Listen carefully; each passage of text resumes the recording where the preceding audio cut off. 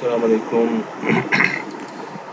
Students, हम आज पढ़ रहे हैं केमिकल बैलेंसिंग। केमिकल बैलेंसिंग में हमारे पास एक इक्वेशन होती है। वो दो कंपोनेंट आपस में मिलते हैं और किसी एक चीज़ में कन्वर्ट होते हैं।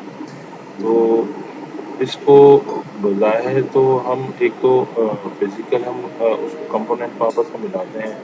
वो एक लैब में जो है एक रिएक्शन होता है, ठीक है। जैसे H2 और क्लोरीन, इन दोनों के दो दो मॉलिक्यूल्स हैं, ये आपस में मिलते हैं और HCl बनता है, यानी हाइड्रोक्लोरिक एसिड बनता है। अब इस इक्वेशन को जब हम देखते हैं तो हमें क्या होता है कि यहाँ पर हाइड्रोजन के भी दो पार्टिकल्स हैं, क्लोरीन के भी दो पार्टिकल्स हैं। अब ये मिलने के बाद हमारे पास जो HCl आता है उसमें एक एक पार्टिकल शो हो रहा होता है। तो उसको हमें बैलेंस करना होता है, बैलेंस करके लिखना होता है। ये मैथमेटिकल भी है थोड़ा सा, और थोड़ा सा लॉजिकल भी है। क्योंकि लॉजिकल इसलिए है कि अगर हमारे पास हाइड्रोजन के दो पार्टिकल हैं, क्लोरीन के भी दो हैं, तो लाजमी जब वो मिलेंगे तो उनकी क्वांटिटी जो है वो हमारे पास रिटर्न में बराबर होनी चाहिए। तो इसलिए हम इसको सॉल्व करते हैं। जब सॉल्व करते हैं तो जब हाइड्रोजन 2 है, क्लोरीन 2 है, तो उसके बाद ये एक सिंपल इक्वेशन है कि हम इसको सिंपल बैलेंसिंग करते हैं और आगे इसके 2 लगा देते हैं। 2 लगाने से क्या होता है, ये 2H हाइड्रोजन के साथ भी है और 2 क्लोरीन के साथ भी है। तो इस तरह ये इक्वेशन ईज़ी है, ये बैलेंस हो जाती है। अगला इसमें क्वेश्चन है कि हाइड्रोजन के दो पार्टिकल हैं, ऑक्सीजन के दो पार्टिकल हैं, आपस में मिलते हैं तो क्या होता है, हमारे पास H2O हासिल होता है, यानी पानी हासिल होता है। अब यहाँ पे हाइड्रोजन के तो दो पार्टिकल हैं लेकिन ऑक्सीजन का एक पार्टिकल है, जबकि जब सॉल्वेंट वो आपस में मिल रहा था उस वक्त ऑक्सीजन के दो पार्टिकल थे। तो इसको बैलेंस करने के लिए हम क्या करते हैं, सबसे पहले यहाँ पर हम हाइड्रोजन के आगे शुरू में 2 लगाते हैं। जब 2 लगाते हैं तो 2 लगाने से क्या होता है कि ऑक्सीजन तो 2 हो गया, लेकिन जो हाइड्रोजन है, ये जो इसके आगे हमने 2 लगाया, ये इसके बाद वाले 2 से मल्टीप्लाई होके 4 हो गया। तो इक्वेशन का तरीका है हमारे पास। अब उसको बैलेंस करने के लिए फिर हम क्या करेंगे, फिर हम यही टूल हम हाइड्रोजन से पहले भी लगाएंगे। हाइड्रोजन से पहले लगाने पर ये यहाँ पर हाइड्रोजन भी 4 हो गया, 2 टू द 4 हो गया, ऑक्सीजन भी 2 हो गया। और यहाँ पे भी जो हमें सॉल्वेंट हासिल होता है वो उसमें भी हाइड्रोजन 4 है और ऑक्सीजन 2 है। उसके बाद है नाइट्रोजन 2 है और हाइड्रोजन 2 है। जब ये आपस में अमल करते हैं तो क्या होता है, NH3 नाइट्रेट नाइट्रेट नाइट्रोहाइड्रेट हासिल होता है। अब नाइट्रोहाइड्रेट हासिल तो होता है लेकिन नाइट्रोजन तो 2 है और हमारे पास यहाँ पे नाइट्रोजन 1 हासिल हो रहा है। हम इसको बैलेंस करने के लिए क्या करते हैं, 2 यहाँ लगा दें। अब जब 2 हमने यहाँ लगा दिया तो हाइड्रोजन कितना हो गया, 2 3 6 हो गया। यहाँ हाइड्रोजन हमारे पास 2 है, हम क्या करते हैं, इसके आगे 3 लगा देते हैं। 3 लगाने से क्या होता है, 3 टू ये 6 हो जाता है। इसका मतलब क्या है, नाइट्रोजन 2 हो गया, यहाँ पे नाइट्रोजन 2 है, हाइड्रोजन 6 है, यहाँ पे भी हाइड्रोजन 6 हो गया। आगे चलते हैं, हमारे पास अगली इक्वेशन है पोटाशियम नाइट्रेट है कि पोटाशियम का जो है वो सिंबल है और उसके बाद वो नाइट्रेट है। और इसको हम जब पोटाशियम नाइट्रेट के साथ मिलता है, नाइट्रोजन इसमें 1 है, ऑक्सीजन 3 है, तो ये क्या होता है, हमारे पास पोटाशियम नाइट्रो ऑक्साइड हासिल होता है और ऑक्सीजन के एक मॉलिक्यूल अलग हो जाता है जिसमें 2 ऑक्सीजन है। अब आप इसको किस तरह बैलेंस करेंगे, बैलेंस करने के लिए सबसे पहले हम क्या करते हैं कि यहाँ पर हम 2 लगा देते हैं। 2 लगाने से क्या होता है कि हमारे पास पोटाशियम 2 हो गया, नाइट्रेट नाइट्रोजन भी 2 हो गया, ऑक्सीजन 2 टू द 4 हो गया। अब 2 टू द 4 होने के बाद यहाँ पे ऑक्सीजन हमारे पास 2 और है, यानी इसका मतलब है ऑक्सीजन 6 है। फिर हम क्या करते हैं कि यहाँ पर ऑलरेडी 3 है, हम क्या करते हैं यहाँ पे 2 लगा देते हैं। 2 लगाने से क्या होता है कि 2 पोटेशियम हो जाता है, 2 नाइट्रोजन हो जाता है और 2 3 द 6 ऑक्सीजन हो जाता है। इसका मतलब है ये हमारी इक्वेशन बैलेंस हो गई। इसके बाद हमारे पास दूसरा इसका तरीका है, इसको हम दूसरे तरीके से भी सॉल्व कर सकते हैं। इस इक्वेशन को एक और तरीके से भी हम बैलेंस कर सकते हैं। वो तरीका वैसे ज़बरदस्ती का है, इसको फ्रैक्शन मेथड कहते हैं। फ्रैक्शन मेथड में क्या होता है कि आप जब देखते हैं कि यहाँ पर आपके पास पोटेशियम नाइट्रेट है, ऑक्सीजन के 4 पार्टिकल यानी ऑक्सीजन अलग होता है और पोटेशियम नाइट्रेट के साथ भी ऑक्सीजन है, तो फिर आप क्या करते हैं कि यहाँ पे 1/2 ऐड कर देते हैं। 1/2 इस 2 से मल्टीप्लाई होता है तो 2 2 से कैंसिल हो जाता है और 1 रह जाता है। और यहाँ पे भी पोटेशियम नाइट्रेट हमारे पास नहीं है, ये 2 हम नहीं लगाते, इसलिए ये 2 नहीं लगता। ये भी एक तरीका है, लेकिन सारी इक्वेशन इस तरह सॉल्व नहीं होती। बेसिक तरीका वही है जो मैं आपको बता रहा हूँ। इसके बाद पोटेशियम क्लोरेट है। पोटेशियम क्लोरेट में पोटेशियम 1 है, क्लोरीन 1 है और ऑक्सीजन 3 है। पोटेशियम क्लोराइड हासिल होता है और ऑक्सीजन हासिल होता है। अब ऑक्सीजन यहाँ पे 3 है, यहाँ पे 2 हासिल हो रहे हैं। हम क्या करते हैं कि यहाँ पे 3 लगा देते हैं। जब यहाँ 3 लगाते हैं तो ये ऑक्सीजन 6 हो जाता है। 6 होने के लिए जब 6 हो जाता है तो हम क्या करते हैं कि यहाँ पे भी 2 लगा देते हैं। यहाँ 2 लगाने से क्या होता है, ऑक्सीजन तो 6 हो जाता है, लेकिन पोटेशियम और क्लोरीन भी 2 2 2 हो जाते हैं। तो फिर हम यहाँ पे भी 2 लगा देते हैं, तो इस तरह ये इक्वेशन हमारी बैलेंस हो जाती है।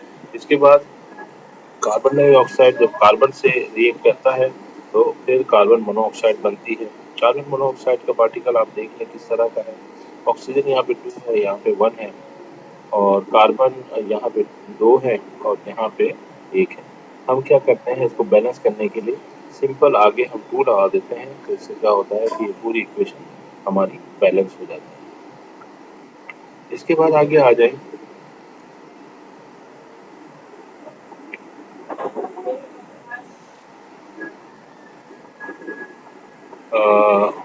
सोडियम हाइड्रोक्लोरेट है। जब इस ये अमल रिएक्ट करती है तो सोडियम और सोडियम कार्बोनेट हासिल होता है, कार्बन डाइऑक्साइड हासिल होता है और पानी हासिल होता है। ये इक्वेशन है। इस इक्वेशन में क्या है आप देखेंगे, पहले सोडियम 2 है, यहाँ पे सोडियम 1 है, यहाँ पे हाइड्रोजन 1 है, यहाँ पे हाइड्रोजन 2 है, यहाँ पे कार्बन 1 है, यहाँ पे कार्बन 1 और 1 2 है। ऑक्सीजन यहाँ पे 3 है, यहाँ पे ऑक्सीजन 3 है, 2 है, 5 5 और 1 6 ऑक्सीजन। अब इसको जब हम बैलेंस करेंगे तो बैलेंस करने के लिए हम क्या करते हैं, सबसे पहले हम यहाँ 2 लगा देते हैं। 2 लगाने से क्या होता है कि 2 लगाने से सोडियम 2 हो जाता है, ऑक्सीजन भी हाइड्रोजन भी 2 हो जाता है और कार्बन भी 2 हो जाता है और ऑक्सीजन 2 3 जा 6 हो जाता है। अब आप यहाँ पे देख लें, सोडियम है हमारे पास और Na2 है यहाँ पे, लिखा नहीं गया, ये मिस हो गया। Na2 है, जैसे ये है कार्बन, एक कार्बन, 2 कार्बन, यहाँ पे 2 हो गए। इसके साथ ही हाइड्रोजन भी 2 हो गए, हाइड्रोजन यहाँ पे भी 2 है और 2 3 से मल्टीप्लाई होके ऑक्सीजन 3 हो गए। यहाँ पे 3 है तो ये 2 है और ये 1 है, तो ये इक्वेशन बैलेंस है। इसके बाद CH4 है, एक्चुअली ये मीथेन का फार्मूला है। CH4 + O2 जब ये आपस में रिएक्ट करते हैं तो कार्बन डाइऑक्साइड बनती है और पानी बनता है। इसमें आप देखें हमारे पास कार्बन 1 है, हाइड्रोजन 4 है और ऑक्सीजन 2 है। यहाँ पे कार्बन 1 है, ऑक्सीजन 2 है और 1 3 है और हाइड्रोजन 2 है। इसको बैलेंस करने के लिए हम क्या करते हैं, ऑक्सीजन को बैलेंस करते हैं। सबसे पहले ऑक्सीजन यहाँ पे 2 और 1 3 है, यहाँ पे 2 है, हम यहाँ पे 2 लगाते हैं तो ये कितना हो जाता है, 4 4 हो जाता है। तो 4 को हम फिर बैलेंस करने के लिए हम क्या करते हैं कि हम यहाँ पर 2 लगाते हैं और इससे हाइड्रोजन भी 4 हो जाता है और ऑक्सीजन भी 2 और 2 4 हो जाता है, जैसे हमारे पास यहाँ पे हाइड्रोजन 4। इसके बाद हमारे पास अगली इक्वेशन है नाइट्रेट, NH3 और ऑक्सीजन। जब ये मिलते हैं तो NO हासिल होता है और प्लस H2O हासिल होता है। अब यहाँ पे नाइट्रोजन 1 है, यहाँ पे भी 1 है, हाइड्रोजन 3 है, यहाँ पे हाइड्रोजन 2 है, यहाँ पे हाइड्रोजन ऑक्सीजन 2 है और यहाँ पे ऑक्सीजन 1 है। हम क्या करते हैं, सबसे पहले हम इसको सॉल्व करने के लिए क्या करते हैं, कि यहाँ पे 3 पुट करते हैं तो हाइड्रोजन हमारे पास 6 हो जाता है और ऑक्सीजन यहाँ पर 3 हो जाता है। 3 और 1 4 हो जाता है। अब इसको बैलेंस करने के लिए हम क्या करते हैं, यहाँ पे 2 लगाते हैं। 2 लगाने से क्या होता है कि हाइड्रोजन 6 हो जाता है। जैसे यहाँ पे हाइड्रोजन 6 हो गया, यहाँ पे भी हाइड्रोजन 6, ये बैलेंस हो गया। 2 नाइट्रोजन होते हैं, 2 हम यहाँ पे भी लगा देते हैं, नाइट्रोजन भी 2 हो जाता है, ऑक्सीजन भी 2 हो जाता है। ऑक्सीजन 1 और 3, ये 4 हो गया। यहाँ पे हमारे पास ऑक्सीजन 2 है।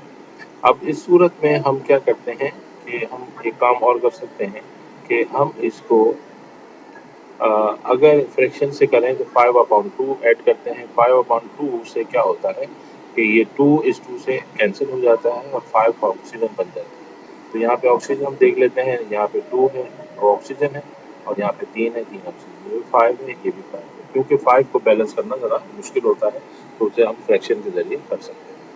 इसके बाद ये थोड़ी-सी मुश्किल है, कॉपर है, फिर हाइड्रोजन नाइट्रेट है। ये जब आपस में अमल करते हैं तो कॉपर नाइट्रेट हासिल होता है, फिर नाइट्रोजन ऑक्साइड हासिल होता है और पानी हासिल होता है। इसको बैलेंस करने के लिए हम देखते हैं कि हमारे पास कॉपर यहाँ पे 1 है, यहाँ पे भी 1 है।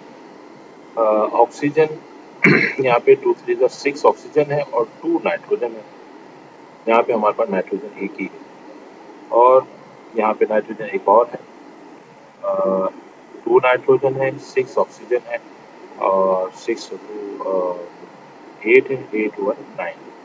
हम क्या करते हैं, सबसे पहले हम यहाँ पर ऐड करते हैं 4।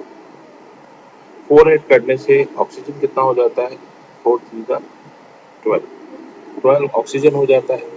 ऑक्सीजन हो जाने के बाद फिर हम यहाँ पे 2 मज़ीद ऐड करते हैं, फिर यहाँ पे 2 मज़ीद ऐड करते हैं। तो कितना हो जाता है, ऑक्सीजन 2 3 ज़ा 6, 2 2 ज़ा 4 और 6 और 4 10 और 2 12 और 4 3 ज़ा 12। हमारे पास ऑक्सीजन बैलेंस हो गया।